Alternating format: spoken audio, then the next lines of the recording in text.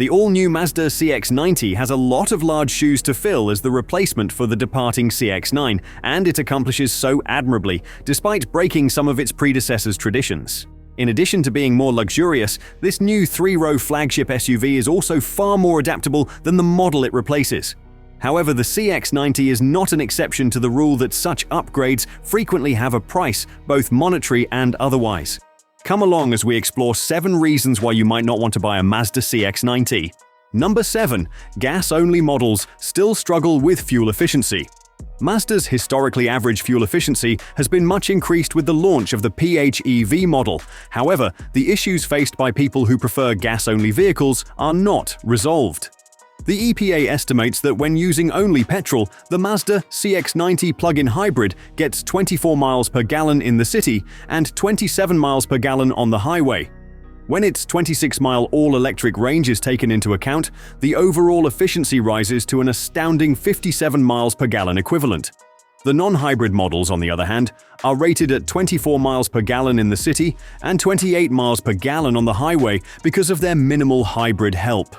Even while these numbers are a substantial advance over the departing CX-9, it may be difficult to replicate them in practical settings.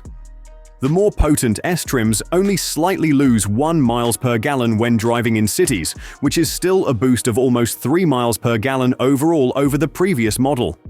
Even with these improvements, Mazda can still improve its efficiency. For instance, a bigger and more potent rival, the Toyota Grand Highlander Hybrid Max, sets a higher standard, showing that Mazda's gas-only CX-90 models can still fall short of the best in the class. Number 6. Base engine outperforms the plug-in hybrid option.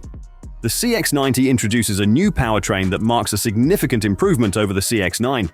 Instead of the underpowered turbocharged 4-cylinder, the CX-90 now offers a turbocharged 3.3-liter inline-6 with mild hybrid assistance. The base engine produces 280 horsepower and 332 pound-foot of torque, while the performance-focused S-trims offer 340 horsepower and 369 pound-foot of torque.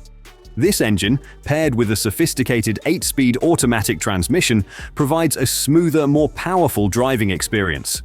In comparison, the plug-in hybrid option, with a 2.5-liter 4-cylinder engine and an electric motor, delivers 323 horsepower and 369 pound-foot of torque.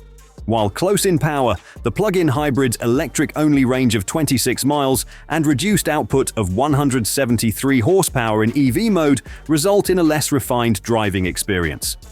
For some, the traditional inline-6 engine's smoother performance might be the more appealing choice.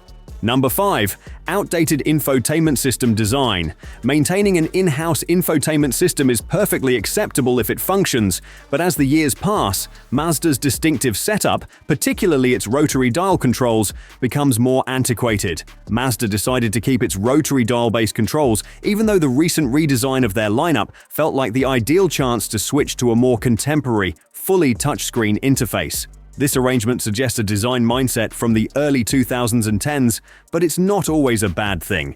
It's a good improvement that the CX-90 offers an option between 10.3-inch and 12.3-inch screens.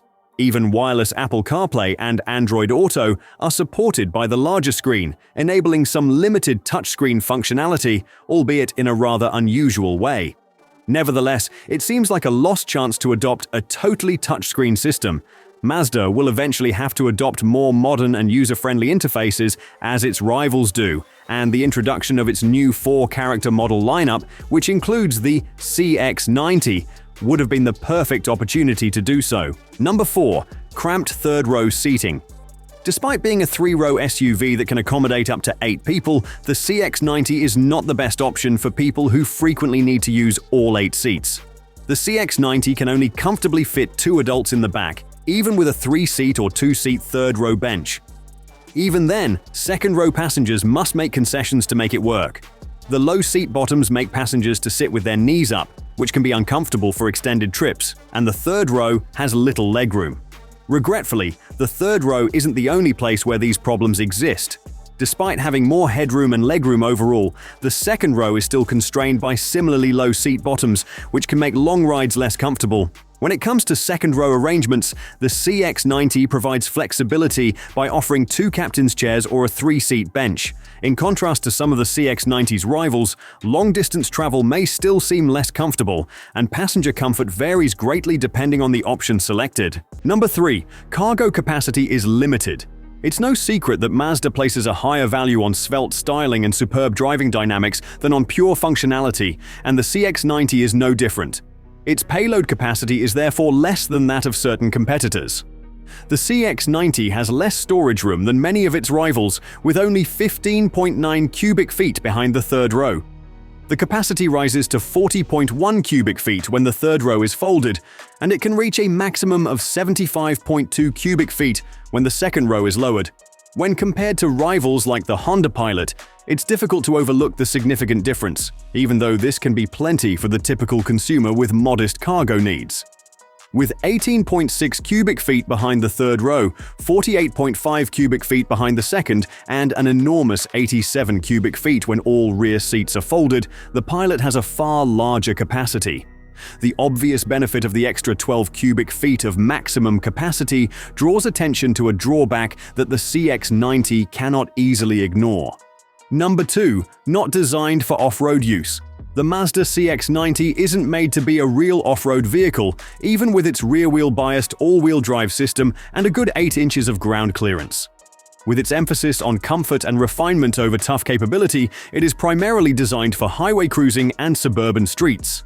Mazda's CX-90 offers several drive modes, including a makeshift off-road mode that increases traction control in challenging circumstances.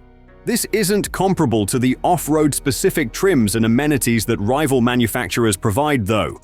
Even though not all of them are exactly the same size as the CX-90, models like the Honda Trail Sport, Subaru Wilderness, and Toyota TRD are prime examples of off-road SUVs designed with specific purposes.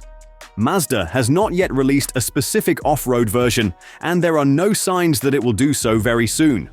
Although future models may become competent off-roaders with protective coating, specialty tires, and suspension changes, the CX-90 is still more suited for tarmac than rough terrain for the time being. Number 1. Pricing can quickly become expensive. Starting at $37,800, the Mazda CX-90 offers excellent value with standard all-wheel drive, elegant styling, and a semi-luxury interior. While it costs more than some competitors and offers fewer premium features at entry level, it remains a strong choice for a stylish and versatile 3-row crossover. Higher trims tell a different story. The S variants, with 60 extra horsepower, start at $52,900, over $15,000 more than the base model, and fully loaded versions can exceed $56,400. Plug-in hybrid models starting at $49,942 aren't much cheaper, topping out at $57,900. Despite its higher cost, the CX-90 impresses with superior performance, fuel economy, and comfort, making it a compelling choice for those seeking semi-luxury without the premium price tag. However, it lacks the lineup diversity and off-road focus some buyers might expect.